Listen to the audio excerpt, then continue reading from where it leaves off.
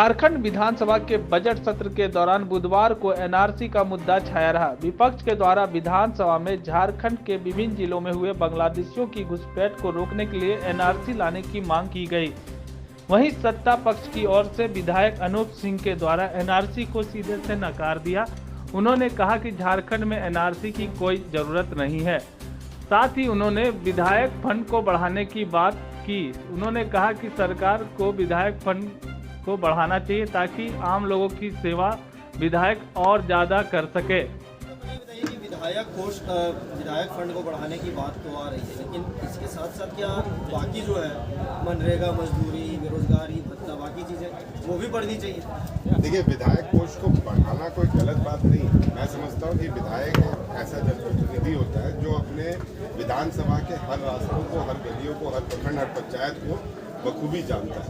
और सही मायने में अगर विधायक निधि को बढ़ा के फंड खर्चा किया जाता है तो सही जगह पे पहुंचता है, क्योंकि सांसद और विधायक के पास लोग, जो जनता है, वो सबसे ज़्यादा जाती है।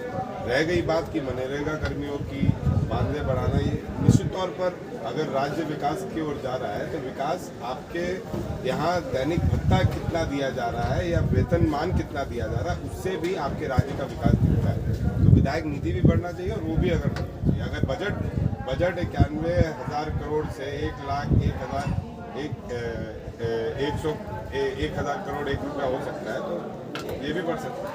अनूप जी, झारखंड में एनआरसी लागू करने की मांग कर रही है विपक्ष। देखिए, विपक्ष क्या मांग करती है उसके लिए मैं नहीं हूँ। सरकार जो डिसीजन लेगी, कैबिनेट जो डिसीजन लेगी, हम लोग सब विधायक उसके साथ खड़े हैं। आपको लगता है एनआरसी की जरूरत है? मैं नहीं समझता हूँ कि एनआरसी की।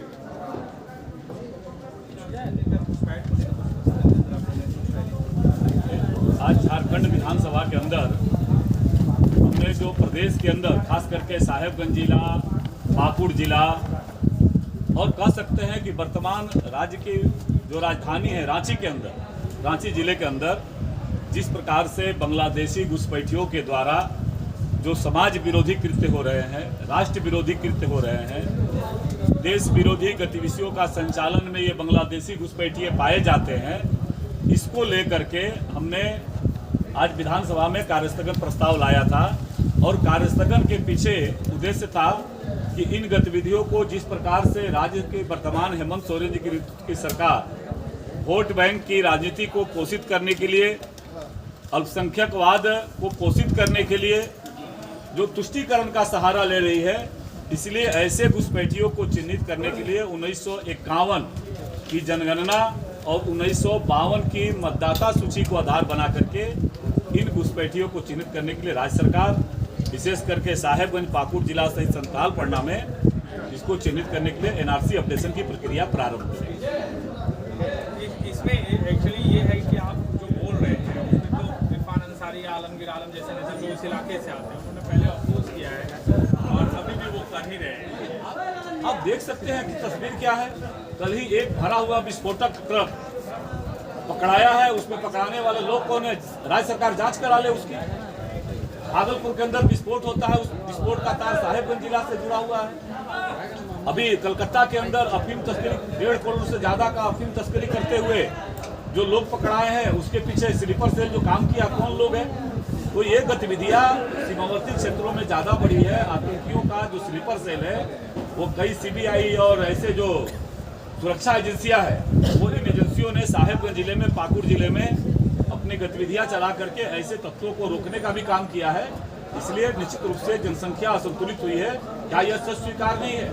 राष्ट्रीय औसत में जो जनसंख्या का वृद्धि दर है और साहेबगंज, पाकुड़ जिले में जो जनसंख्या का वृद्धि दर है, जरा इसका मूल्यांकन माननीय मंत्री और माननीय सदस्य लोग कर ले।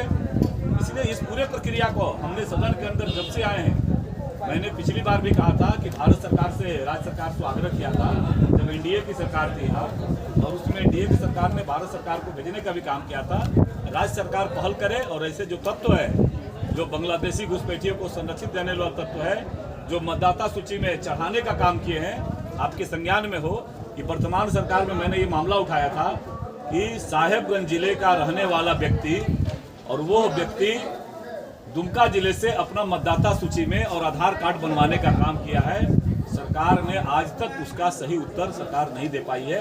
ये बड़े ही सुनिश्चित तरीके से बांग्लादेशी घुसपैठियों को बसाने का षड्यंत्र चल रहा है। सर विधायक फंड बढ़ाने की नहीं, निश्चित रूप से देखिए, विधायक सामने देखिए विधायक का जो निधि है वो स्वाभाविक रूप से जिस समय में जो राशि निर्धारित की गई थी और जिस पृष्ठभूमि को निर्धारित की गई थी वह अपनी प्रमुख भूमिका में आज भी काम कर रही है। मैं एक जनप्रतिनिधि होने के नाते क्षेत्र भ्रमण क्रम में जनता की जो छोटे छोटी समस्याएं हैं उसका समाधान उसी विधायक निधि से होता है। और जब महंगाई बढ़ा है तो आज जिस काम को लेकर के जो निधि निर्धारित थी उसका 1.5 गुना से 2 गुना तक उसकी बढ़ोतरी हो गई। तो इसीलिए वह उसमें बाधा होती है या जनता की जो अपेक्षाएं एक जनप्रतिनिधि से रहती है उसमें वो बाधा बनती है। इसलिए इसको इस दिशा में सरकार को विचार करना है। लेकिन विधायक जी तो